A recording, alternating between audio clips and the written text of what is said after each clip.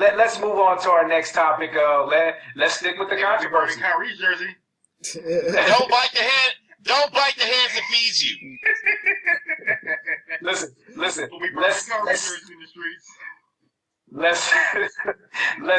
stick with the controversy. We all know that the Floyd Mayweather Conor McGregor fight is coming up August 26th. A couple weeks ago, they had a 4-day press tour, which started in LA. They made a stop to Toronto, then New York, and then on to London. And there was a lot of talk, but maybe some stuff that was potentially over the line. There was talk about some of the statements and actions that Conor McGregor had, particularly in his New York stop when he came out dressed up like a pimp, and some of the comments that he made. There were those that were alleging that Conor McGregor was racist and that it was being overlooked. And for once, Floyd Mayweather Jr., who has not been a sympathetic figure in the public, there were some people that were actually taking his side, saying, well, I hope Floyd, whoops him for the comments that he was making. But in typical Floyd Money Mayweather fashion, he couldn't be outdone by Conor. And on the last stop in London, Floyd decided to pull out a homophobic slur when he was addressing Conor. And so all of the goodwill that Floyd may have built up to that point now was taken back. He had even complained that, Conor was being disrespectful to his daughter and to black women. And then he comes out and he makes a comment, calls Conor a name, which was a homophobic slur. So my question is, and we'll start with Sean, did the promotion, mainly Mayweather Promotions, and Showtime, did they go a little too far in trying to promote this matchup, which has been seen as a mismatch in the ring, but did they go too far on that promotional tour? And we'll start with you, Sean. I don't think Showtime went too far on the promotional tour, but I think they understood what circumstances were, what kind of individuals they're dealing with, two hyper-competitive individuals that love to talk some shit. They knew that.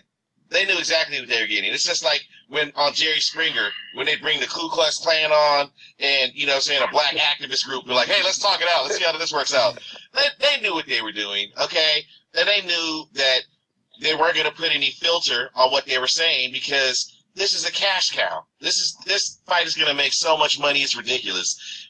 And all money is good money for them.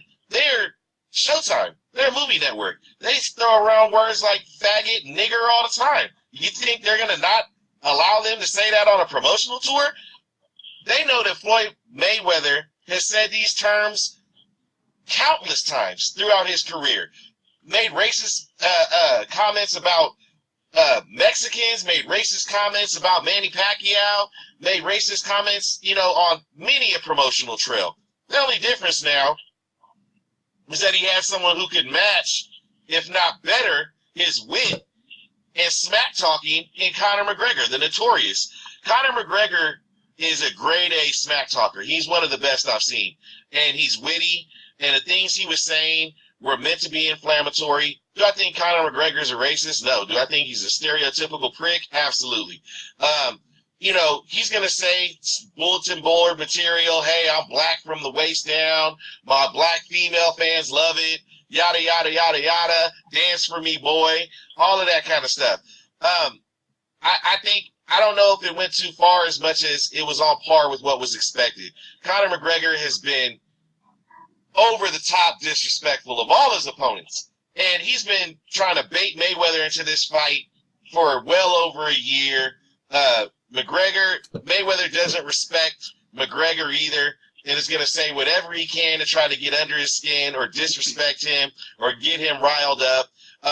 So if on the outside looking in, was what they were saying gone too far? Did it look like a WWE spectacle or some wrestling extravaganza with a bunch of hyperbole? A lot of times, honestly, the stuff that made the highlights was a small part of it, man. For the most part, those things were pretty uneventful. They ran out of stuff to say. There's a lot of dead space, a lot of Floyd, yeah, like they had nothing to say. They ran out of gas, and they were reaching. That's kind of what I see it as. It's a circus, and obviously these people shouldn't even be in the ring with each other, so they're going to make it a circus type atmosphere. If you want to see an elephant fight a human being or a kangaroo fight a human being, you're going to get circus type stuff. You're going to get some peanuts and stuff like that and some marsupial poop along the way.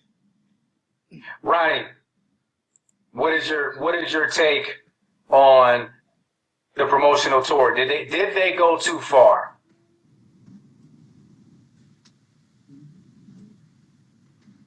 But before I go to that, I'm going to talk a little bit about legacy. Like, when I think of Muhammad Ali, or if I have a child, Muhammad Ali, and show them a fight or two, and they go on their own and they look at what he was about. If I tell a kid about Oscar De La Hoya, and they go Google him, and some cross-dressing photos come out, you got to explain these things at some point, right? It's going to be sad when I have to explain to these kids one day about Conor McGregor and about Floyd Mayweather. Do I think Conor McGregor's a racist? I'm going to say yes. Because if you out your mouth say that a room of dancing monkeys when referring to black people, you are racist. And I mean, that doesn't mean you're in a Klansman outfit. That doesn't mean that you're hanging people. That just means in your heart that you feel a way about somebody for a certain reason. And it's their skin color. Do I feel like Mayweather's this mental giant that should be given a microphone for 25 minutes? No. You know how much money they pay Chris Rock and Martin Lawrence and Kevin Hart to be on a mic for an hour? That's impossible for anybody that's a normal person. I don't expect either one of them two to be able to fill that space. Showtime was wrong for the money grab. They could have done this much better. They could have had people in charge of the microphones and leading them with questions. And they could have got all them takes without all the other BS involved. It's just sad the legacy of a transcending moment with two fighters from two different fighting brands fighting is tarnished by this ideology that's spit out there. Did Mayweather have to say the things he said? No. He could have been as flashy as he wanted to be without throwing out all the nasty words and the nasty language that I have to explain to my kid for a guy that's not even a role model. Should Conor McGregor be dressed like a Batman villain, doing the Dougie, talking bad about black women? No. He could have got all that across without doing any of that stuff. He could have been the same jerk he was without saying any of those things. And it's sad that America's gotten to the point that they think to get people's attention, they have to act in this manner. Great take there. Kev. When Floyd Mayweather comes in dressing like the guy on the Tapatio can with a sombrero, wearing Mexican flag shorts, being completely mocking their race, that's completely okay. Hey, but with that said, right? When he says that to the opponent, he may be mocking the race. He may be trying to get views. I'm not condoning that either. I didn't want to take that long of a take digging that far deep into the crates. But once again, when we sit down with our kids one day and talk about Mayweather, bro, we gonna have to talk about that. Right. That's still on our plate. True. That's on my plate too. Yeah. Daddy, why does Mayweather have the sombrero on? And why is he doing that? Why does he call himself an executioner? Like, what? It's hella petty. Yeah. True indeed. Kev, what's your take on the Conor McGregor Floyd Mayweather promotional tour? Did they go too far? And Ronnie, try to fix your camera there. We're having a technical. We can hear you, but we can't see you. And by the way, Ronnie, that was eloquent, man. That was beautifully spoken. Absolutely. I mean, wow, that was tremendous. But let me tell you, it's sad because no one else cares. It sounds like you're the only one that cares, Ronnie, because no one else is batting an eye. Conor McGregor fans, they're still pumped up about hoping that Conor McGregor is going to be able to stop the undefeated record and legacy of Floyd Mayweather. Floyd Mayweather fans, the majority of them, they can care less about the gay slurs. They're just looking forward to seeing Floyd open up a can of you-know-what. No one cares from both fan bases. So if neither one of the fan bases care, why should I care? Of course they went too far. You never want to get into a situation, regardless what you're promoting, you never want to go down the racial road. You can never get that back. Conor McGregor, he's never going to be able to get that back. Calling Floyd and some of his sparring partners a bunch of monkeys. That's never coming back. But again, his fans don't care. And then Floyd Mayweather, he said a lot of things that I'm sure would be regrettable to the average man. Well, Floyd's not the average man. Floyd's the same guy that I specifically heard say, there is no racism. I don't see any racism. So as soon as you hear Floyd say something like that, what can you really take seriously? This was absolutely to promote the fight, to get those pay-per-view buys. They're going to make a killing. They're going to make a lot of money. Like Sean suggested, it's a circus. And this is what we get when you have a circus, when you have a sanctioned fight between a UFC fighter and a boxer, a legendary boxer, arguably the greatest of all time. I know a lot of people think he is the greatest, undefeated record, things of that nature.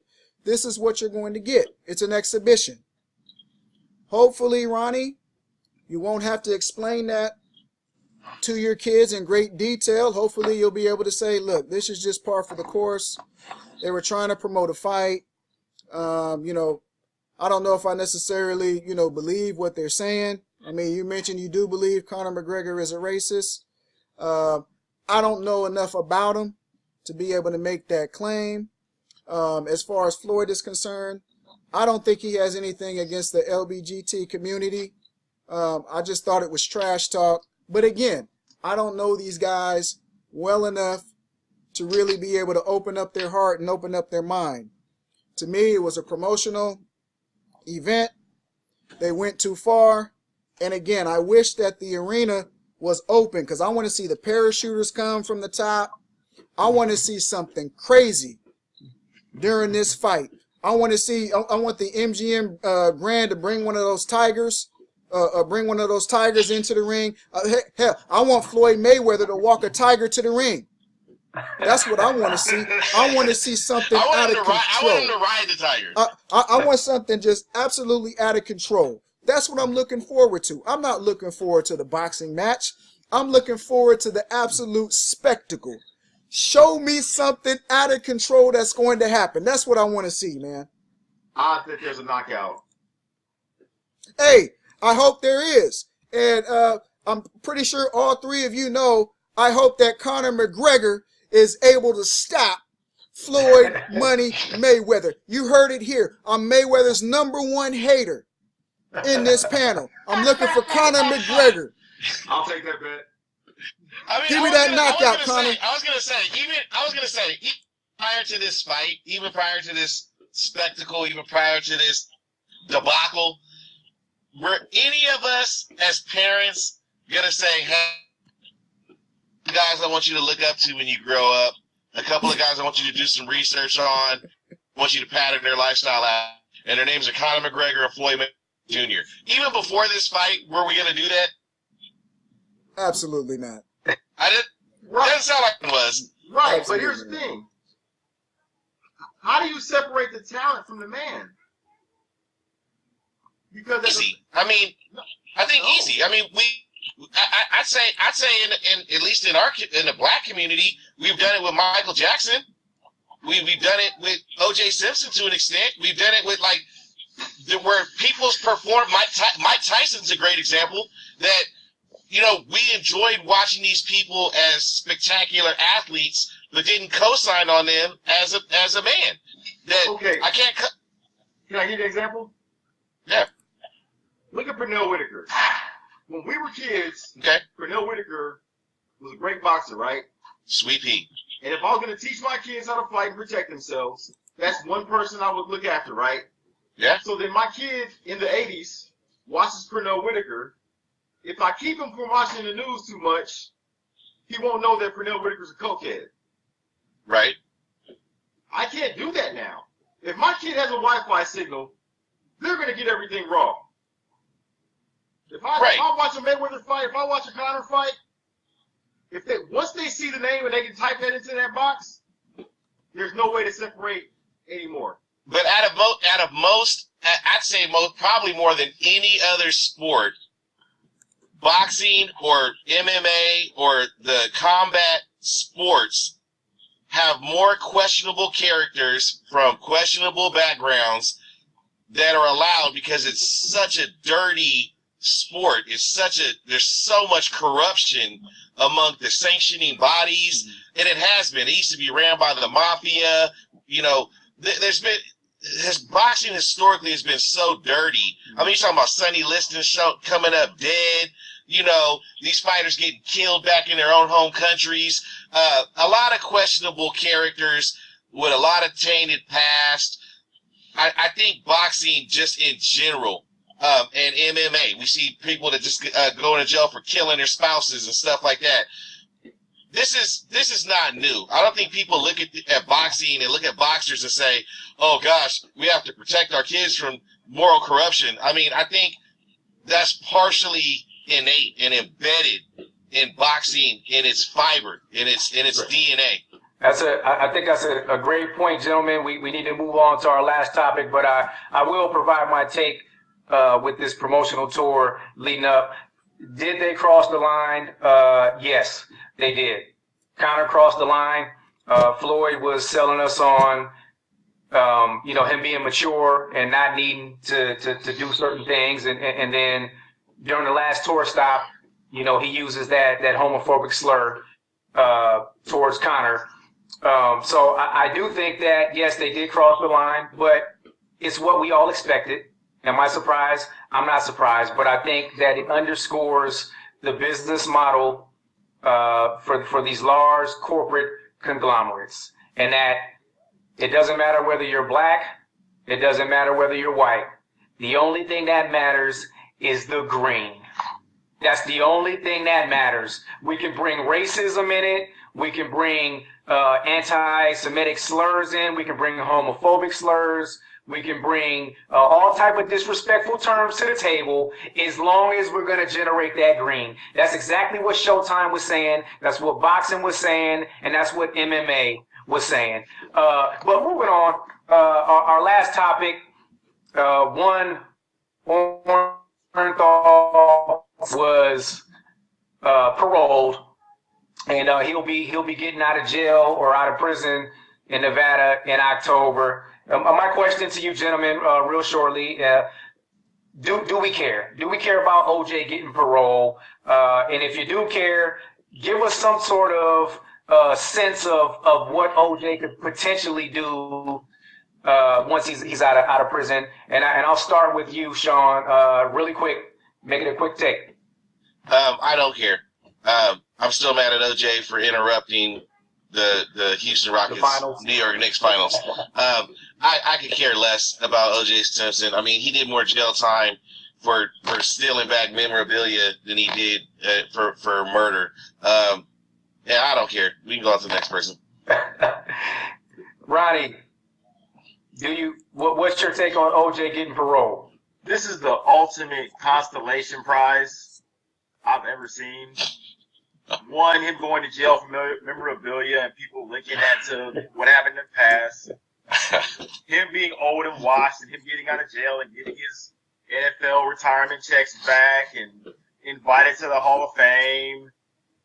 I hope that they give him his 2 or 3 book deals and he just lives in Miami and dates, old women who live in Florida and just goes away. I don't want TMZ to follow this guy. Please don't show me OJ pics. Don't show me pics with his kids. Don't show me pics of his son. His son's gotta be 40 now. This guy ain't playing football. He's done. Don't show me anything. Don't show me his daughter. Don't show me when Chloe shows up with the gift basket. Don't show me. Yes, I did. I did take that shot. Don't show me anything. You know. Kev, what's your take? Do you care that OJ got parole? And if you do care, give us a quick insight as to what his life may be now that he'll be released from prison in October. I don't care that he got parole, but, you know, he did his time for that particular crime. What is more astonishing to me is this. It's kind of sad, and I'll end with this.